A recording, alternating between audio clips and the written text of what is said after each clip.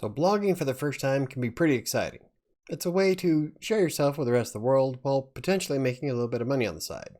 However, there are a few things that you might want to keep in mind before you start building that blog. I'm Mike with WriterSanctuary, and today we're going to go over 9 things you need to remember when blogging for the first time.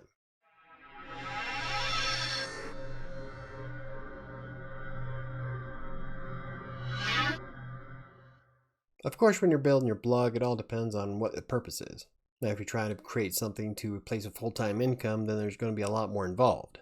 But a lot of the basics are still the same. So the first thing you need to keep in mind is have an idea about your target audience. Who are you trying to connect with, and who are you trying to help? Are you trying to answer some questions, or are you trying to entertain? Do you just want to share your thoughts on life? Who is it that you're trying to target, and why? Because once you start understanding your target audience, you'll definitely be able to create some better content. But never underestimate the value of knowing who your target audience is. Number 2 is that it takes a lot of content to attract a lot of people. Now, you can probably create one blog post and have it go super viral, but what else are the people going to read on your website? Every article you create is one more additional chance that you'll connect with somebody on search results. Like if I wanted to write an article about TextBroker, what about the people that are looking for information on Writer Access? I can write a blog post about that. And then what about the other content mills that are out there? Every topic you cover is just another feather in your cap. Just remember that if you want to be super successful with your blog, it's going to take a lot of writing. Number 3 is that it takes 3 to 6 months before any article gains traction in Google. Now, there are some cases where something might get picked up immediately, but it doesn't happen that often. In fact, in general, it could be 3 to 6 months before your blog starts seeing any kind of traction. Like with Practically Living Green, it took us about 4.5 to 5 months before we started getting a few more visitors per month. As long as your blog stats are going upward, all's good. Just keep in mind that it's not going to be an instant success. It could take some time. Number 4 is to remember that the best length of content is going to be up to you and your audience. Now, there's a lot of experts out there who say that 22 to 2,500 words is the perfect length for a blog post. That's if you want to get the number 1 position in Google. The problem with that is that it's based on an average across a lot of different industries. I've seen blog posts today that ranked in the number 1 spot that had less than 500 words. The majority of the blog posts I wrote that are in the number 1 position are less than 1,500. It comes down to the amount of information you're offering and who your target audience is.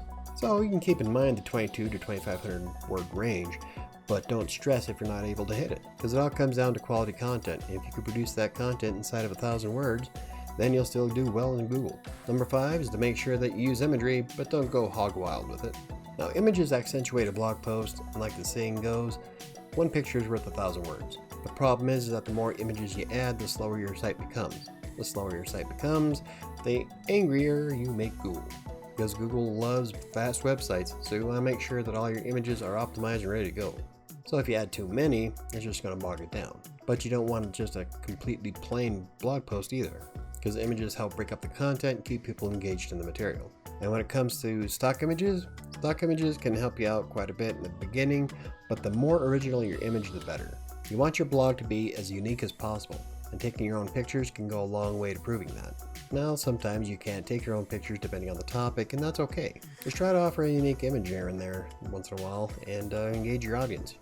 Number 6 is to make sure you work on readability and grammar. Your text is going to be your first impression towards all those visitors.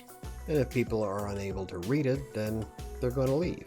And it can turn people off from coming back ever again. Personally, I like using the Grammarly Chrome extension, especially since it works great in WordPress. And then I install Yoast SEO, a plugin in WordPress, that helps improve readability. Both these tools combined help me create some amazing content. Now, of course, you have to go through, and not every automated system is going to be perfect, but it will cut down your errors dramatically. Always keep practicing and learning to improve. Number 7 is that performance matters greatly. Like I mentioned before, Google loves fast websites. And starting next month, they're going to be putting a lot more effort into cumulative layout shift and the first contextual paint. What this means is that you want your site to be wicked fast. So it's always good to use tools like GTmetrix to keep an eye on your website, perhaps maybe once a month. Then if you find any issues, research ways to fix it. You can sum all of this up to one simple term: the user experience.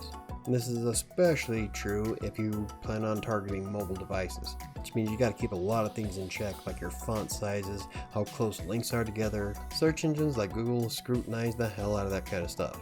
And GT Metrics does have a free account available that you can connect to your WordPress website, and the link to that tool is in the description down below.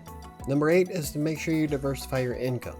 Of course, this is kind of optional depending on what you want your blog to do, but the vast majority of the people who start a blog are doing so to make a little bit of money on the side. Unfortunately, a lot of these people rely on one form of income, AdSense. But when it comes to tools like AdSense, it takes a lot of visitors to actually make a decent amount of money. So you want to make sure that you're trying different things along your blog. For instance, ways to monetize your blog could include affiliate sales. You can even add and host a podcast. Perhaps you want to set up an e-commerce site, and then you can add AdSense. My point is to explore different ways that you can make money from your blog, not just from advertisements. And trust me, there's a lot of different ways you can monetize your blog, even if you add something as simple as buy me a coffee. And the 9th thing to remember when you first start your blog is that schedules can work wonders. Personally, I like to schedule my content because it gives me a sense of accountability, keeps me pumping out blog posts regularly, and keeps the Google algorithm happy. Because over the years, I've found that the more current and consistent your blog is, the higher all of your pages will appear in Google search results. So your average position across the board will go up. So you want to have a good, consistent schedule, especially when you start attracting fans. So if you use something like push notifications, people get notified every time you publish a blog. If they subscribe to your website and they see that pop up, they're more likely to visit. So keeping a regular schedule also helps repeat visitation. So there you have it. Those are 9 things that you should keep in mind when you first start blogging.